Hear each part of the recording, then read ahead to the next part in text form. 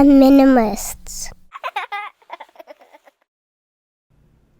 Hello, everybody. Welcome to the Minimalist Podcast, where we discuss what it means to live a meaningful life with less. My name is Joshua Fields-Milburn. And I'm Ryan Nicodemus, and together we are the Minimalists. Today, we're going to talk about earning a living. We're going to talk about being responsible with money. We're going to talk about choosing a new career path during these times of financial uncertainty. And man, are we really dealing with some uncertainty right now? And we're going to do all that with today's guest. Our friend Chris Guillebeau is back on the podcast. Chris, thank you for joining us today. Guys, It's such an honor. Thank you so much for having me back. Yeah, thanks for being here, man. It's awesome to have you. Absolutely. Now, before we dive into our questions from our audience today, Chris, you've written quite a few books, a few of them that include The $100 Startup, which may be more relevant than ever now. Also, Side Hustle, and of course your podcast, which is the Side Hustle podcast, and I think that also might be more relevant now than ever. But your new book is called The Money Tree, and I want to talk to you about that book in a little bit. But I find that your work is really resonating with people right now because there is so much uncertainty. And it turns out that maybe all this certainty that we've had up till now was maybe just a misnomer in the first place. That's a good way to look at it. I think, at this point in time, people are questioning all kinds of assumptions, beliefs, principles, foundations, things that we have, held near and dear for a long time. It's kind of like, the world is turned upside down. And so when that happens, a lot of people are scared. A lot of people are anxious and worried, which is natural. Like I've been worried, I've been anxious at different times throughout this process so far. But, when the world's turned upside down, it also gives you a chance to make some new, assumptions, some new principles, some new foundations for whatever it is that you're trying to do. Yeah. Well, maybe talk a little bit about your new book, The Money Tree, and how it's relevant today. Yeah, what's so interesting is people are saying it's relevant. I'm like, well, I wrote it, like a year ago. I had no idea, obviously. And it's also a strange time to launch a book. In some ways it's terrible. In some ways it's the best time, But, leaving that aside, the book is about finding the fortune in your own backyard. And it's a story. It's a narrative. I'm trying to teach something still like I do in my other books. But I'm trying to use a story that's relatable, that's entertaining and inspiring. And it's essentially about, a young guy who has a good job, and he also has a lot of student loan debt, like so many people do. And he's facing all this financial pressure that then affects the rest of his life, his relationship, his day job, everything else. And he's just trying to find his way out. So he's trying to find different options. And, people make suggestions, and they say he should just work harder. They say he should, drive for a ride share or whatever. And obviously those things aren't the ultimate solution. So he has to find something else. He ends up going to a group of people that are all trying to, either get out of financial pressure or, even if they're not facing immediate financial pressure, to create something, better for themselves in the future, to create their own new way of life, like you guys talk about a lot. And so he basically navigates that process. So it's essentially like the hero's journey applied to, somebody trying to create a new future for themselves, create that financial, economic security. Yeah. Well, I definitely want to dive into some questions we have from our audience because, Chris, I think you're really good at helping people out. So let's try to help some people out today. Awesome. Our first question is from Tony in Phoenix, Arizona. I work in a great company where I'm paid well and treated well, but I feel like my life is Groundhog Day. I feel really trapped working in an office, and I feel like I'm wasting my life sitting at a desk with only a few free hours a day to really live. And ultimately, I don't want to work for someone else, and I don't want to have a traditional office job, but I feel really stuck, and I don't know how to figure out an alternative. I don't have any debt or a monthly car payment. I just feel really ready for a big change as far as my work, but I don't know what to do or how to figure it out. So I was just wondering what advice you might have as to how I can figure out what my next step is. All right, Chris, I feel like you are the master of helping people kind of get that inspiration to leave their job and to do something they really, really like. What would your advice be for Tony? Yeah, that's quite a setup, but thank you. Tony, thanks for that great question. I think Tony's in an interesting position because, she's in that job that she describes as being a pretty good job, and she's treated well. So that's great. But a lot of people are realizing now, whether it's a good job or not a good job, like security in the long term does not come from a job. Security in the long term doesn't come from a corporation. It doesn't come from the government, from an organization, again, even a good company, organization, or government.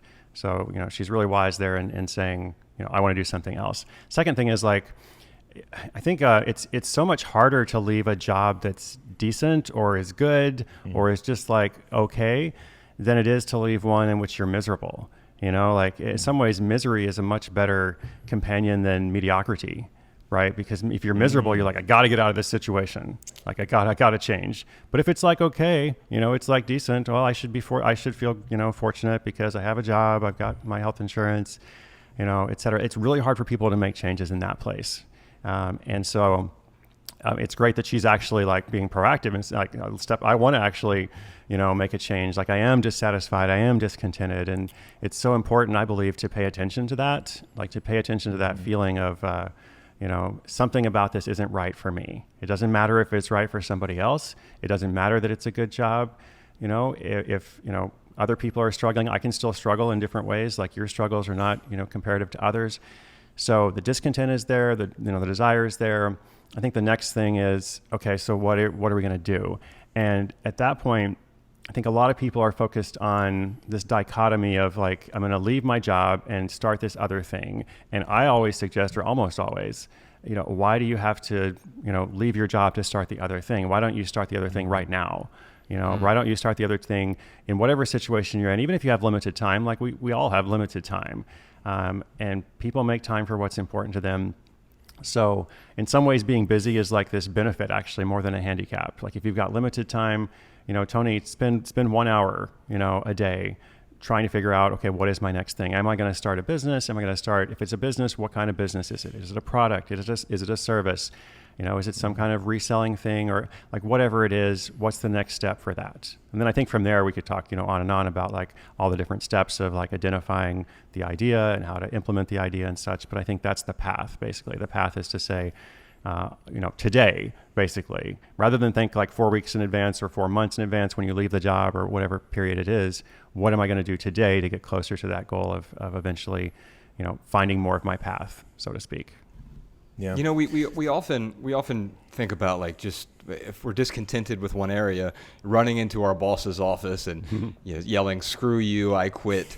And well, I suppose maybe there's a place for that somewhere, sure. But that's not how reality works. And I like the practicality of your advice, Chris, not just what you've talked to Tony about, but what you've written about and what you've podcasted about, where it's not as cut and dry as simply walking away from or running away from your current job. It's having something to walk toward. Yeah. And although I think sometimes we confuse excitement for passion, so maybe you can talk about, as Tony is sorting through these ideas of what she wants to do next and finding what she wants to do next, what are some ways to identify that?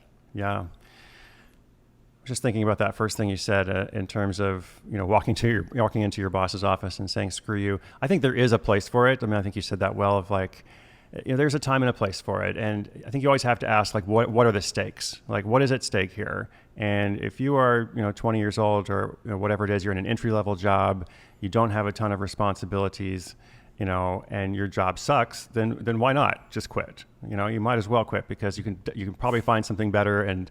In the worst case scenario, you're not really going to be that much worse off. But obviously, like, you guys have a lot of listeners who are older with families and mortgages and, just the burdens of life and all that kind of stuff. And part of the reason why they're attracted to this movement is they want to live more simply.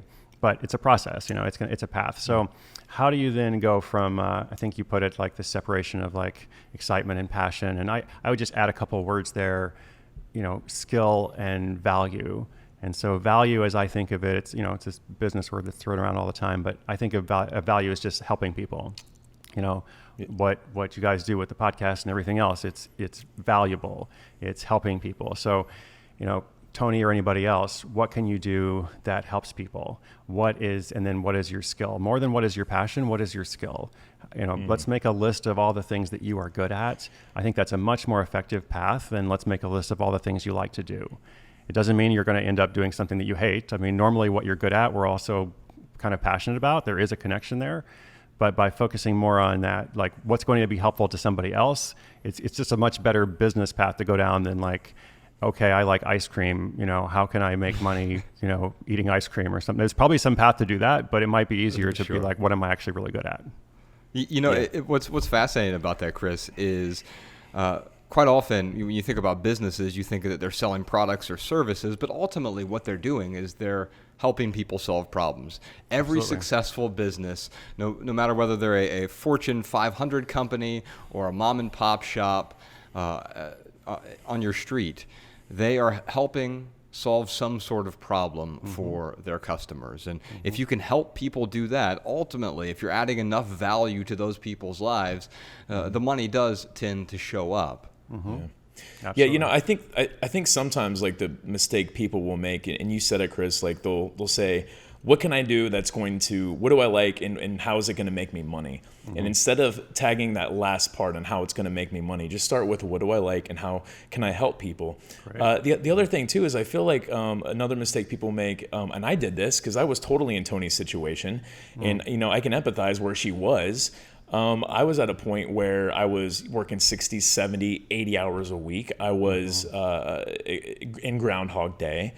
And for me, it wasn't about, I didn't start to think, oh, what can I do that I'm passionate about? What I started to think was how can I get to a point where I can leave my job and do something that will give me my time back? Because ultimately, that's what I wanted. I wanted more time during the week to do the things that I love, to cultivate passions, because at the time I didn't necessarily know what I was passionate about. And I think sometimes people, they look at that new job as something that's this ultimate one answer, and they could do this for the rest of their lives, and they're never going to hate their job again. But unfortunately, the human condition is once we get used to something, once we master something, we always want to move on to something else. So, I would give Tony a little advice, and tell me if you agree with this, Chris. I would say, hey, figure out what you want out of your job, and figure out, what you want to do outside of your job, and then maybe you can move towards that. Like for me, I thought to myself, okay, I want my time back. So how am I going to do that? Well, I've got to pay off some debt. So that was step number one for me, start paying off debt.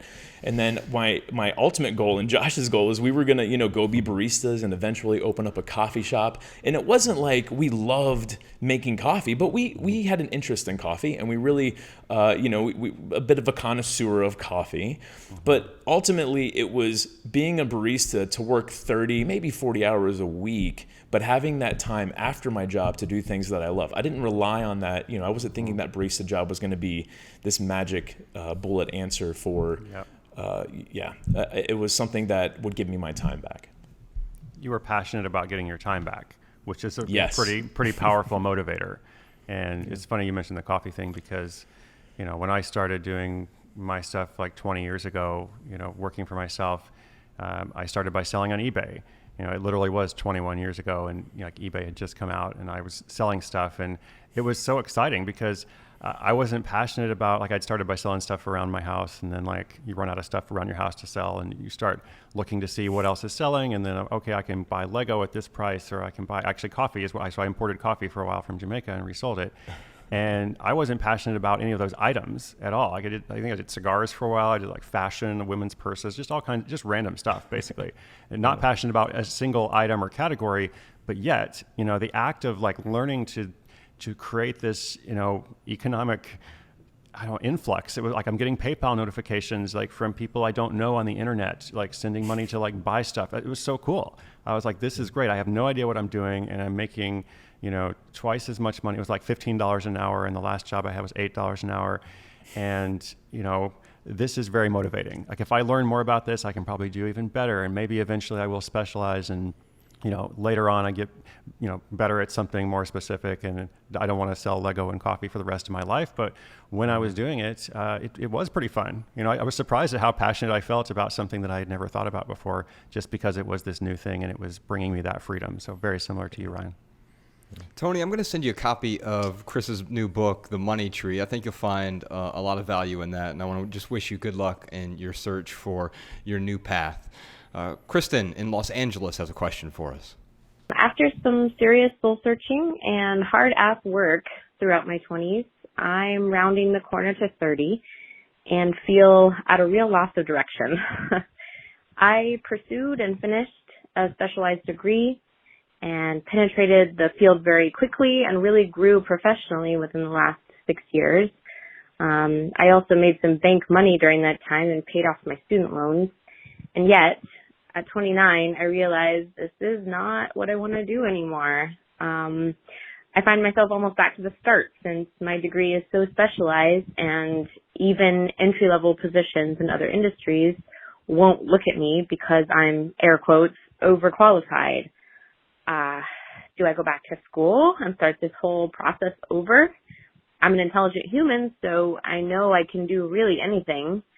I was so confident 10 years ago, and yet I feel unsure about what's next, especially when it involves debt yet again.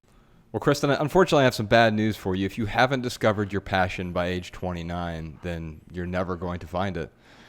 Oh, man. Wow. That's what Chris's new book's all about. That's it. No, I mean, Chris, this is fascinating. A few things that stood out here. Like, she doesn't want to go into debt. Totally agree with that. I don't do debt. We discourage people from doing debt in general. In fact, I think that's one of your principles with respect to doing the $100 startup. When someone comes to you and says, "I only have $20,000 to start a business," you will say, "Well, it sounds like you have too much money to start your business." That's right. But with Kristen, she was so confident before, but now she's not feeling that same sense of confidence, and I think that's directly correlated to how she feels about the current working environment.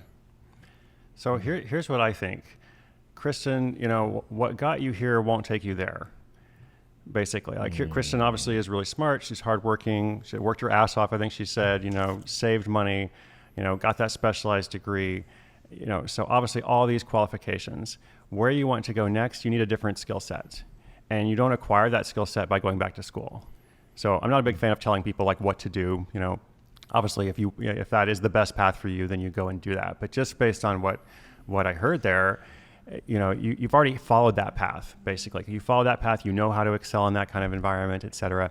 And when you say, I think she said something about how I feel like I'm starting over. I just disagree with that respectfully, because at age 29, she's had a lot of experiences. It sounds very similar to me in some ways, similar but different, because at age 29 is when I started thinking about what do I want to actually do with my life, because I had done a bunch of different stuff and it all felt kind of random. I liked all the stuff I had done. I was an aid worker for several years.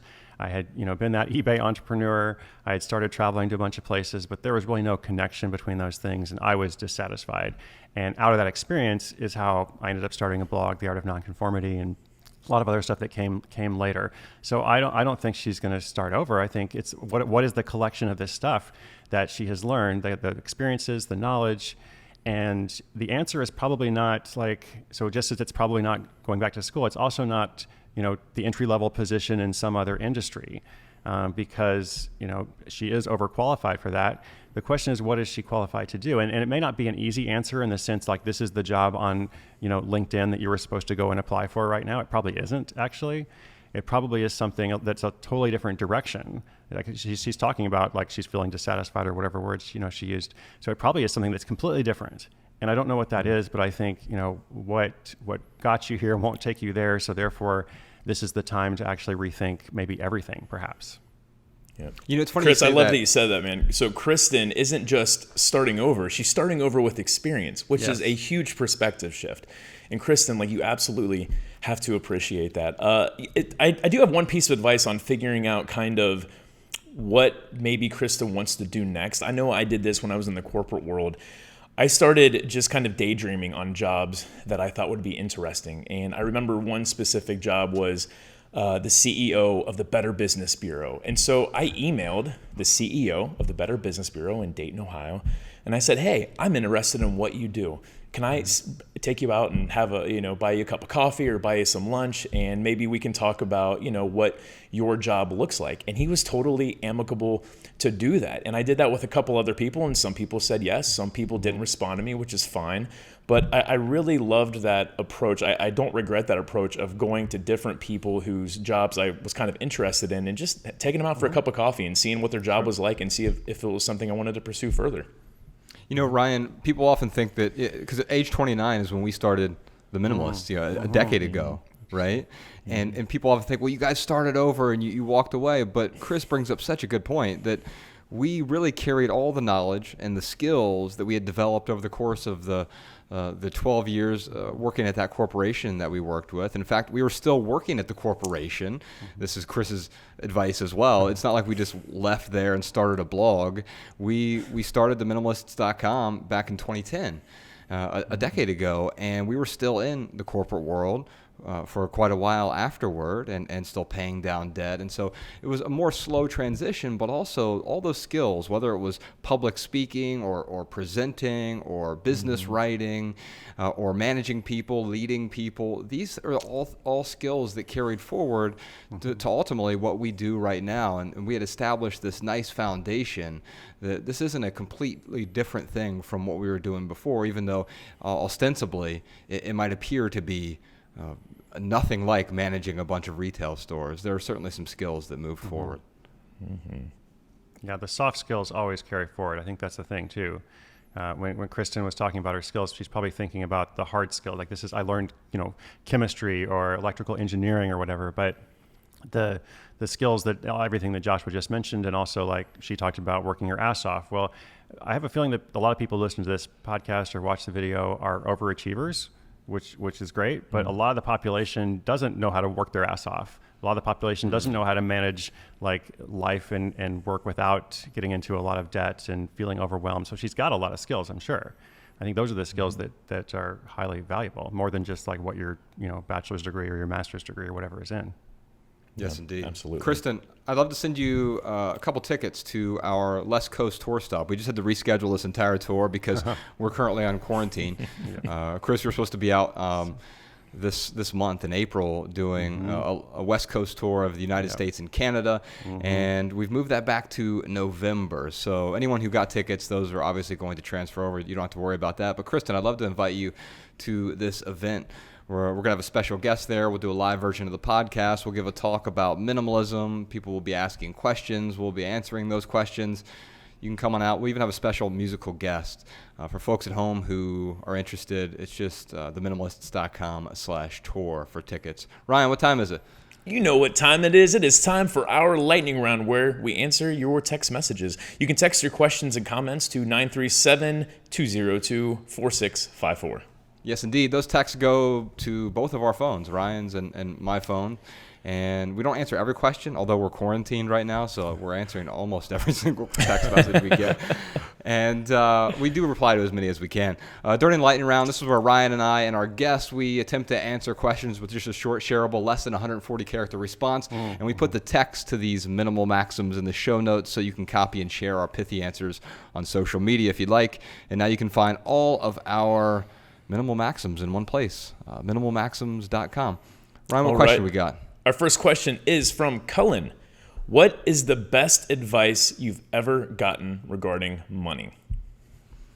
Chris, have you gotten? You don't have to give us a pithy answer, although if you have something tweetable, great. We can maunder on a bit though, and we'll tweeze out something beautiful. These texts don't come to my phone, so I wasn't prepared. I'm not sure I've got it. I'm not sure I've received a lot of advice about money. So I was trying. What is the best or the worst? I don't really know that I was ever taught about money. For better or worse. It's something that's isn't that one of the major failings of our school system? It seems like where we teach geography and history and certainly important subjects, but we tend to skip over some of the fundamentals of adult life. And one of those is how to manage money. Well, my pithy answer is there's no such thing as good debt. And for me, that advice, I wish I would have been given that. I wish it would have been seared into my brain at age 18, because at 18 I got my first credit card, and from there I had over 10 credit cards in my wallet, and I was racking up debt, making really good money, spending even better money, living paycheck to paycheck, and really creating a lifestyle that wasn't only sustainable, but it wasn't enjoyable either. I was tethered to it because of that debt. And so if you can avoid debt, do whatever you can to avoid it. That's really what I would say. I totally agree with that, Josh. Now, I know some people listening to this, they might email us or tweet us and be like, but there's this one situation where you can leverage debt. And yeah, maybe for someone like Mark Zuckerberg, who can, instead of paying $8 million up front for a house, he can take that $8 million and invest it into the stock market. I mean, there are exceptions to the rule, but I can tell you that personally, I've never had debt that I was grateful that I had, ever. My pithy answer is this, though. Well, first off, Josh, I think your advice, I think that is the best advice, but I guess the second best advice that comes to mind is it's never too late to start saving for retirement. Now, I started saving for retirement regularly when I was probably 29, 30 years old. So I wasn't too old, but that advice, I want to transfer that to anyone, a 50-year-old, 60-year-old, 70-year-old who's listening to this and they haven't started saving for debt. The lie that I think people get wrapped up in is, oh, it's too late for me to save up for retirement. And it's not going to it's not going to be enough by the time I get there, but that's just not true. You can absolutely start saving anytime. The worst thing you can do is not save. Chris, do you have any money advice? Maybe you haven't gotten a bunch of advice regarding money, but you certainly must have some. Earning money is more important than saving money. That's my advice. Expand yeah, on that's that. great. Yeah, Sure. yeah. I feel like so a lot of people are into this idea of like trying to save for early retirement. That's a very popular trend now, and I think it's good because that's also like a debt-free kind of principle. Like debt is bad. Like I agree. And there's two fundamental like approaches there. It's like one is like you save as much as you possibly can. Some people are like, I'm saving 80% of my salary and living on $1,000 a month, and I think that's admirable. But the way that you're really going to like get ahead and build wealth, if that is your goal, or you can just think about it as security, or to be able to achieve more of whatever it is that you're trying to actually do.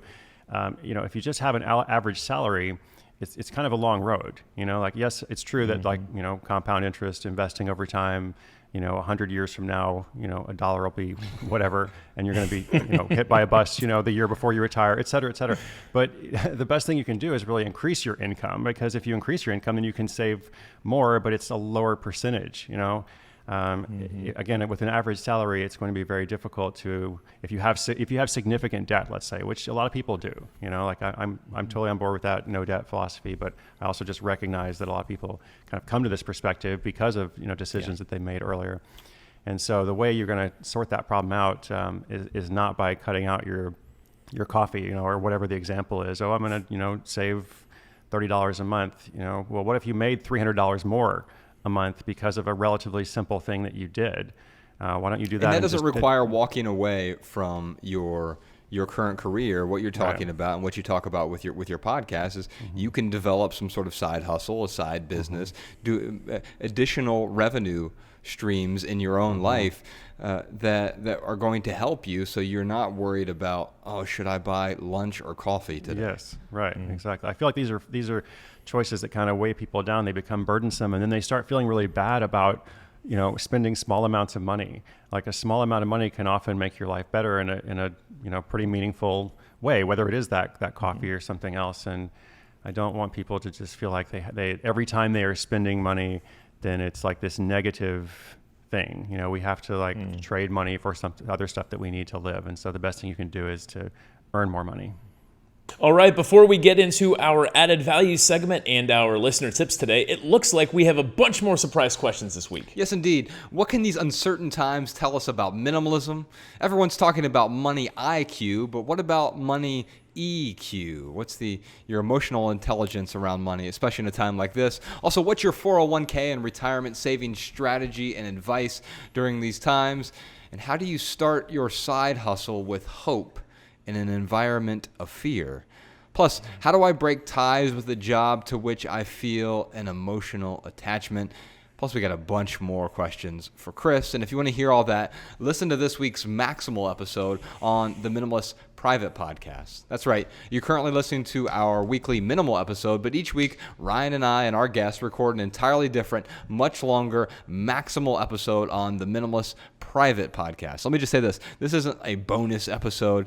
It is a much longer episode. It's an entirely separate endeavor, and it is just $2, and it is the most honest way for this podcast to earn an income because we don't believe in advertisements. We think advertisements suck. So we make money only if you find value in and support what we create. By the way, when you subscribe to the Minimalist Private Podcast, you'll receive a personal link so that our maximal episodes play in your favorite podcast app. You can find all the details over at theminimalists.com/support. Ryan, what else you got for us? Here are some voicemail comments and tips from our listeners. Check them out. Hey Joshua and Ryan, this is Lewis from Wirral in the UK. I have a tip related to your 229th podcast, Tech Problems. The majority of us, when we receive a smartphone, never change the default sounds played for notifications received. So when we hear one of these default sounds, this can create an unnecessary urge for us to pull out our smartphones and only to find the notification was received on another nearby device. By changing the default sounds on your smartphone to sounds you don't hear within your home and working environment, over time you learn to disassociate these sounds with your smartphone. I have found this helps maintain my focus in busy environments and has reduced unnecessary checking of my own smartphone. Hey Josh and Ryan, this is Haley from Arkansas. I feel like I've noticed a lot of other parents that are trying to get into this minimalism thing having trouble knowing what to do with all of the crafts and drawings and things that their children bring home from school. And I recently discovered an app called Keepy. That's Keepy. And it's really neat. You can take a picture of whatever the item is, and you can write a description of it. You can put when it was created and where. And then you can also record a video of your child describing what the drawing is of. And you can separate it to all of your children, so you have a different folder for each child. And then you can share all these things privately with whatever family and friends that you want to.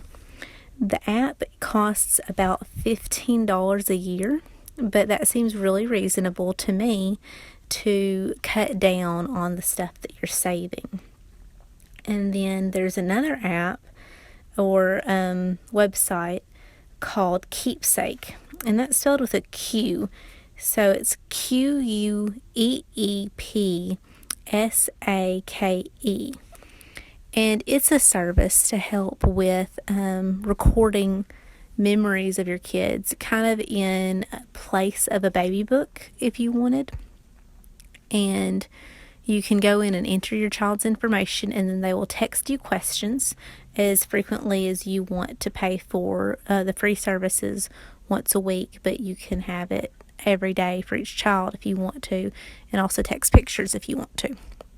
So they text you a question and you reply back, and then they save it, and then you can just log in and look at your book if you want. You can print it out if you desire to at some point. But that's another way that parents can cut down on some of the clutter that comes with the fun parts of parenting. All right, y'all. Thanks again to Chris Guillebeau for joining us today. You can check out his new book. It is called The Money Tree. You can also check out his podcast. It is called Side Hustle School. We'll put a link to both of those in the show notes. And real quick, for right here, right now, here's one thing that's going on in the life of the minimalists. Well, obviously, as you can see if you're watching the video version of this, we are quarantined in our homes, but we're doing something called Quarantine Conversations over on Patreon right now. We're calling up some friends and also friends of the podcast and getting their take on how they're not just thriving or they're not just surviving these times, but maybe there's a way to thrive amidst all of the anxiety and fear and discontent and worry of these current times. We can get past that. In fact, my daughter and I just did a video on Patreon right now called The 5 Stages of Quarantine. We talked about the 5 stages of grief.